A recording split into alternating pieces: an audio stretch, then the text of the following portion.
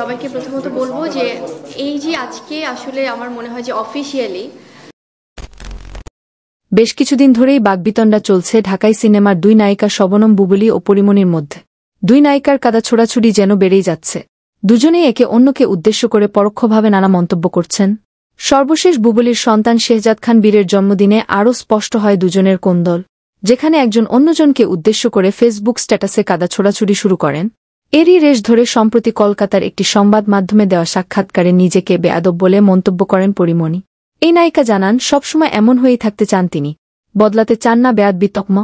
পরিমণির এমন বক্তব্যের পরই একটি বেসরকারি টেলিভিশনে সাক্ষাৎকার দেন বুবুলি, যেখানে পরির নাম না নিলেও পরোক্ষভাবে নায়িকার ওই বক্তব্যের সমালোচনায় মেতে ওঠেন তিনি। সাক্ষাৎকারের একটি অংশে বুবুলি বলেন, শিল্পীদের মধ্যে কেউ যদি আমার আবেগের জায়গাকে অন্যভাবে আনেন সেটি আমার জন্য কষ্টের। কেউ যদি কারোর সঙ্গে অসভ্যতা করেন, কাউকে কষ্ট দেন, সেটি যদি তার কাছে মনে হয় সে স্পষ্টবাদী, তাহলে তো একসময় বড়দেরও অসম্মান করবে, বড়দেরও হুটহাট কিছু বলে ফেলবেন। এটা বেয়াদবি।